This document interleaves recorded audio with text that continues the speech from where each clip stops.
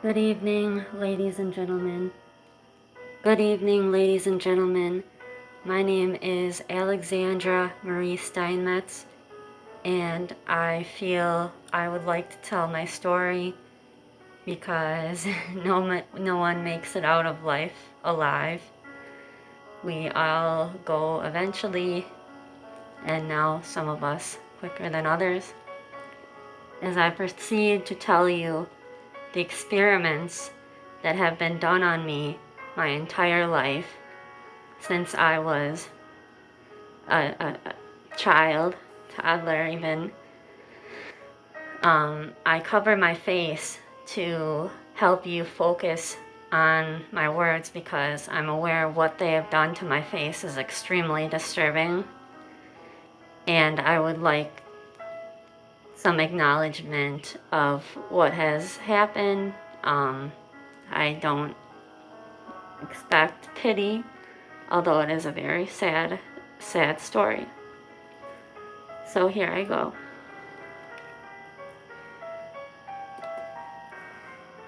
I was tortured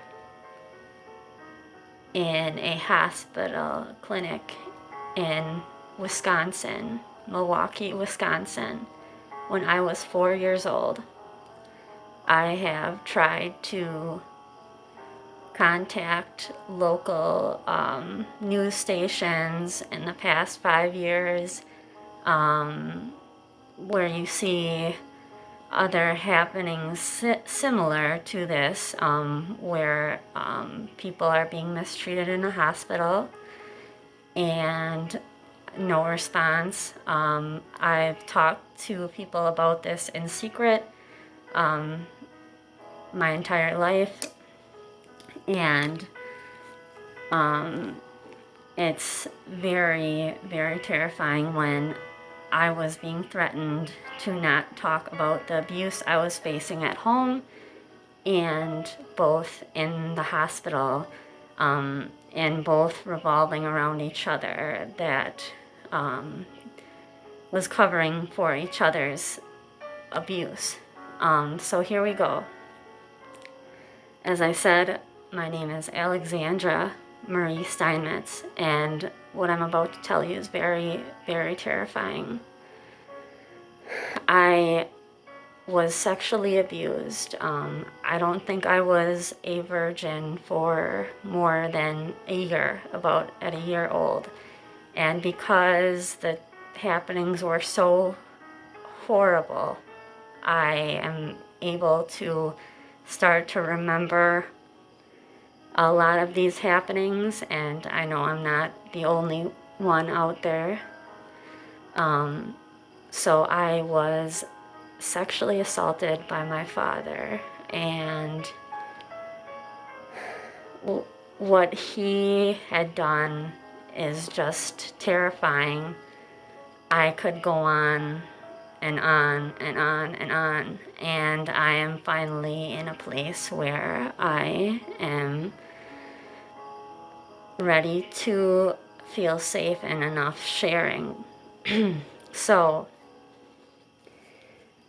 when I was 4 years old, after years and years of sexual abuse, and he also shot me up with, I'm not really familiar with drugs that what you shoot up with needles, but he had been doing that to me since I was an infant.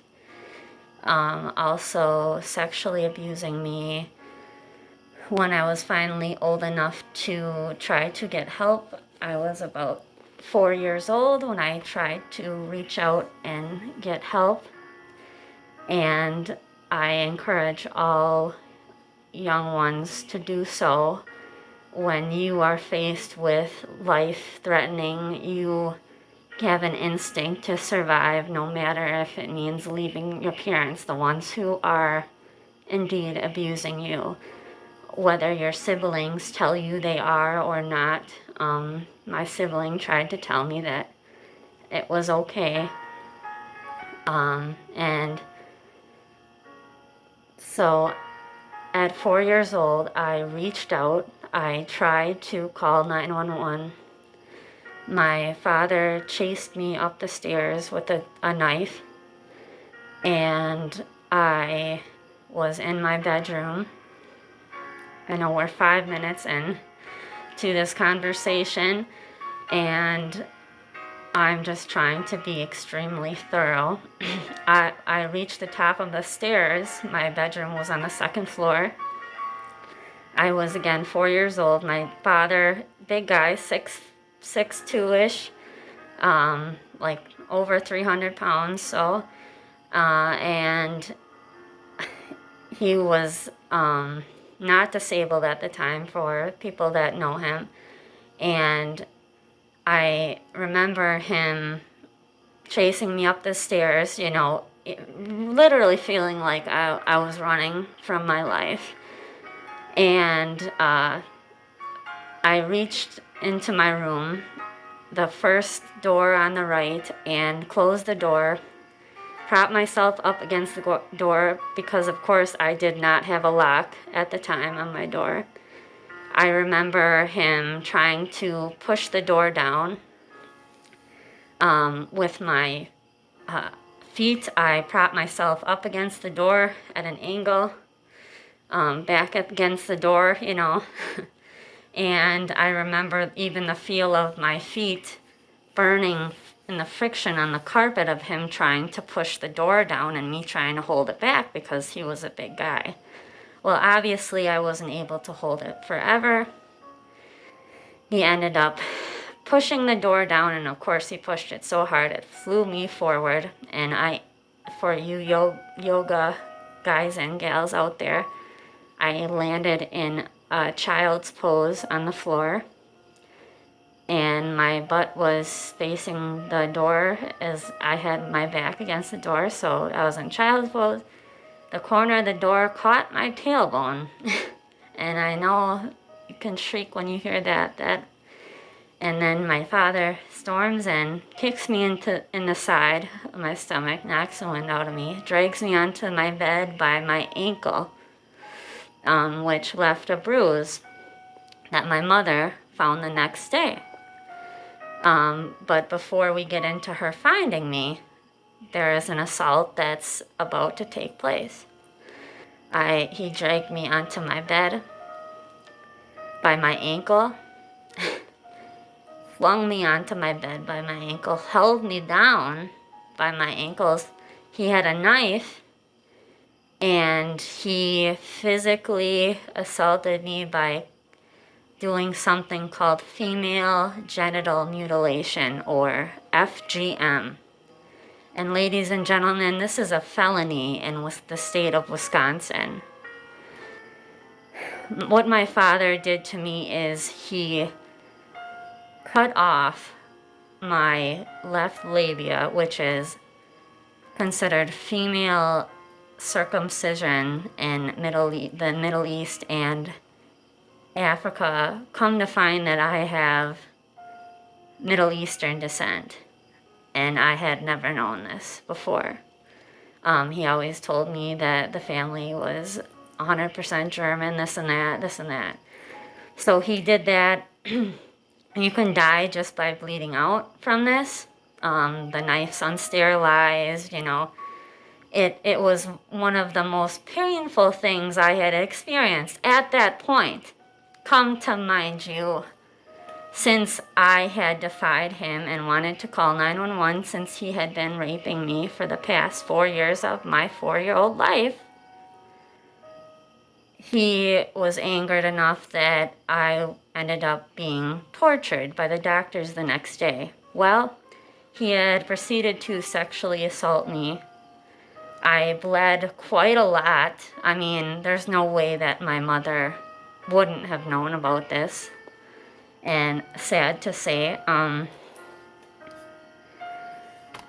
she found me the next day after I had been sexually assaulted, noticing a bruise on my ankle from my father holding me down.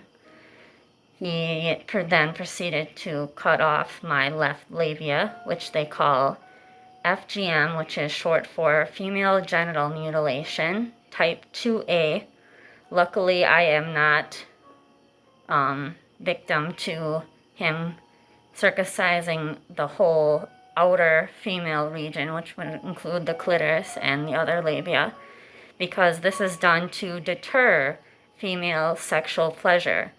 And ironically, it was done by the man who raped me, my father. And as matters get worse, it starts to sound like a Steven Spielberg movie, and I'm fully aware of that. So my mother finds me the next day. Okay. I have a bruise on my ankle, my left to be exact. She takes me to the clinic to check up on me. She is in the waiting room. They do not let her come in the room, and I think, oh my gosh, they probably think that my parents are abusing me. I have a sign of hope. Well, guess what? I get into the room, and I am taken into the room by a nurse very swiftly. There's another nurse that joins her once I start to get scared because the doctor comes in with a very large needle. I, for my age, am smart enough that they didn't really ask me many questions, and they went right for the ankle that had the bruise on it. And you might think, well, they could be putting fluid dye in it for an MRI. Well, no, ladies and gentlemen, they put it in my Achilles tendon. A needle, a huge needle in my Achilles tendon and the heel of my foot. And what these injections ended up doing largely is deteriorating my flesh, cell by cell. And with this, it chemically burned it at 4 years old. So that means the skin did not grow from 4 years old, and it was burned then, making it tighter. So I, screaming in agony, they do that. It was one of the most, it's got to be worse than getting an epidural when you're pregnant, is having a needle shoved through your heel. It's like being Jesus Christ, and I am Christian. I feel as if I almost suffered more than Jesus on the cross, because there are, and in this way I came to know him very well. He was the only brother that would never harm me, and God is my only father that would never do those things to me to encourage you to believe in what you can't see.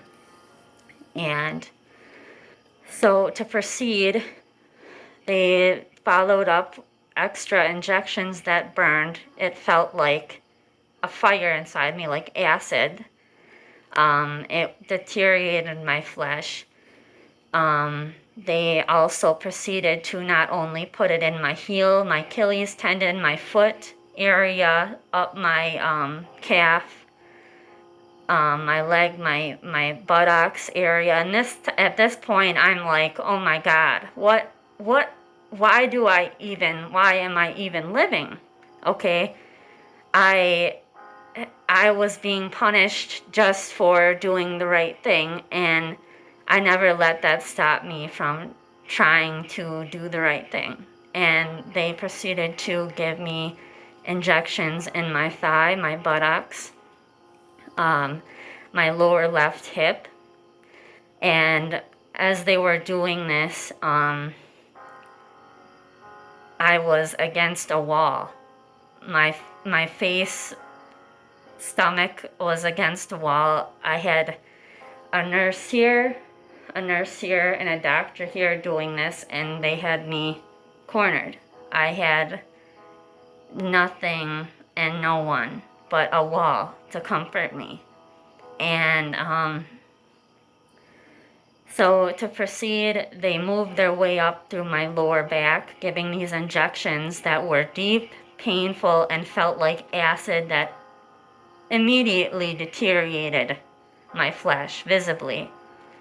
The next thing I can remember, I was strapped down in a seclusion room on my back.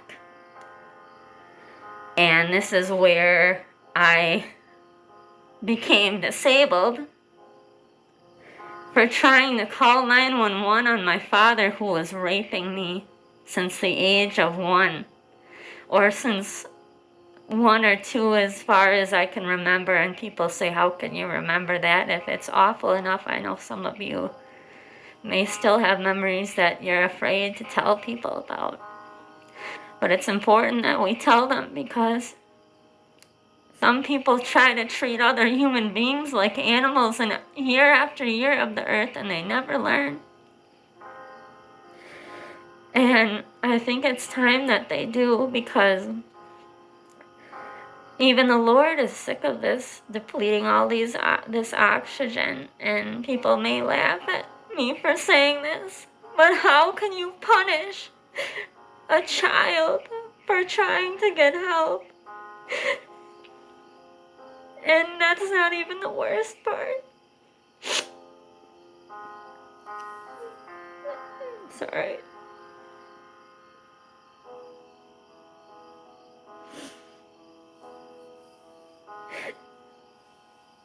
I just feel that when my will to live is so strong, and my will to do good is so strong, because all I had was Jesus Christ from the very beginning. Not even my own mother, during some of these experiments, would stop them. And she tries to tell me she loves me now. And she's mentally deteriorating herself, and I just have to pretend that I believe her for so long. Because that's all I have. And what hope is there for me? And I'm sorry I'm getting off track. It took me so long. And then people ask me why I act the way I do, when they probably know damn well.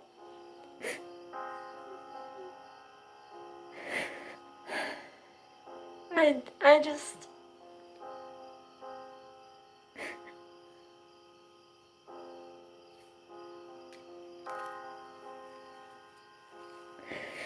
And to make matters worse,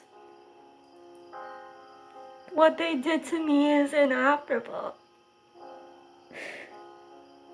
If they did operate, how would I trust a surgeon that was never brought to trial, that tried to disfigure me?